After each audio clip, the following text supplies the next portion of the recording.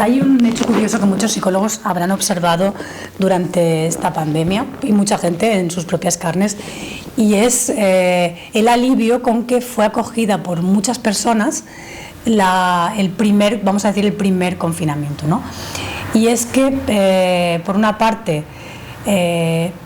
separaban sus vidas, ¿no? A lo mejor gente que vivía estresada de repente se veía librada de este estrés, pero uno de los temas más importantes y que la gente fue consciente de ello es la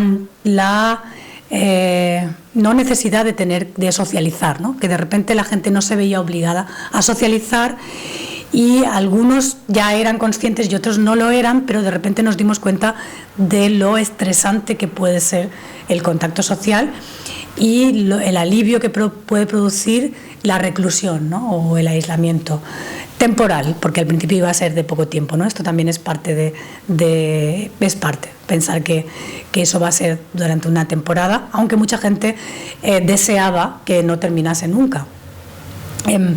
Y es que hay otro factor importante, aparte del hecho de no tener que socializar, y es que había una instancia superior a nosotros, que en este caso era el Estado, que nos libraba de la culpa y de la presión de tener que socializar, ¿no? De tener que tener vida social. Con lo cual se mataban dos pájaros de un tiro. Por una parte, había un estrés al que no me tenía que enfrentar, y además lo hacía con la conciencia tranquila. Es decir, el Estado asumió la función del superyo, y ya no tuvieron que ser los individuos durante un tiempo los que se machacaban con debería ser más sociable, debería salir más, debería hacer esto, debería hacer aquello, algo que en Berlín es como es una ciudad, o era una ciudad tan interesante, pues siempre había algo que hacer y siempre había para mucha gente esta presión, ¿no? Que iba en contra a veces de sus necesidades. En niños pequeños, los niños pequeños tienen esta necesidad de que haya alguien, sus padres, que asuman su responsabilidad, o sea, que se hagan cargo de los límites, del que les pongan los límites, y aunque el niño se pueda rebelar contra estos, la sensación de ellos cuando los padres les ponen límites y asumen sus responsabilidades es de tranquilidad, es de que hay alguien que está asumiendo la responsabilidad por mí, y esto me libra de preocupaciones y me libra de culpas y me permite hacer mi vida, ¿no? Se supone que esto cambia en la edad adulta, ¿no? Cuando nos hacemos adultos, lo que al menos decimos que queremos, ¿no? Se supone que queremos es poder tener la máxima libertad posible y gestionar nuestras vidas acorde a nuestras necesidades, ¿no?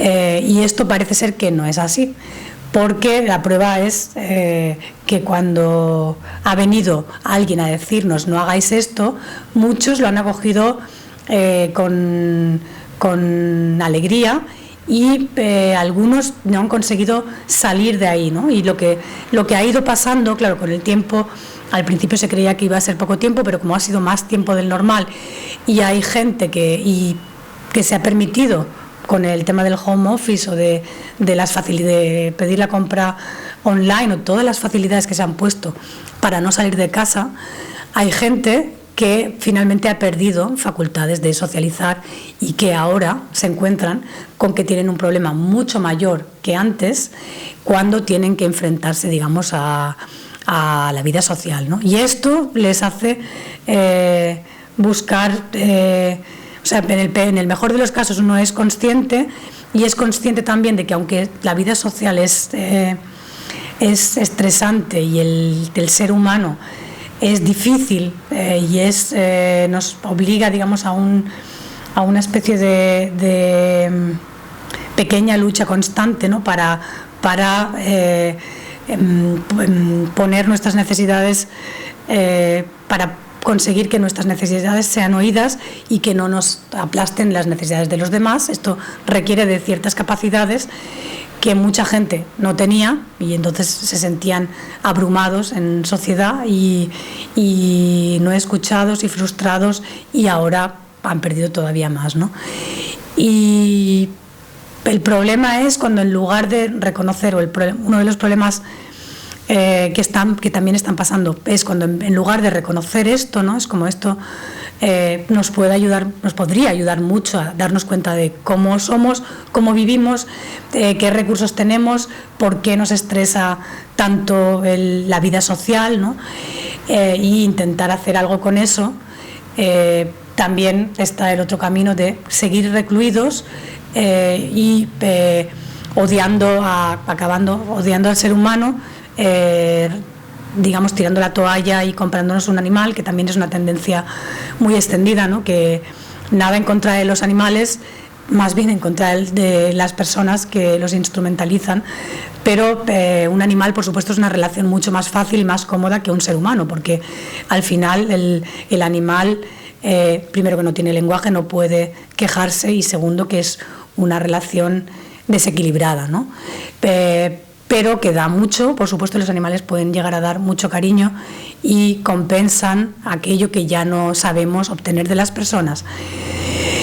Y esto va a tener o está teniendo ya repercusiones sociales, ¿no? en nuestra sociedad, y individuales, porque al final, esto lo decía Schopenhauer, hay una ambivalencia siempre. Él ponía la metáfora del erizo, que cuanto más se acerca, cuando se acerca demasiado se pincha, y cuando se aleja demasiado siente frío. El ser humano tiene necesidad de otro ser humano, ¿no? Esto lo decía Kafka también. No hay nada que proporcione más satisfacción al ser humano que otro ser humano, como tampoco hay nada que pueda hacer tanto daño como un ser humano a otro. Es decir, existe una necesidad y es importante que la comencemos a percibir.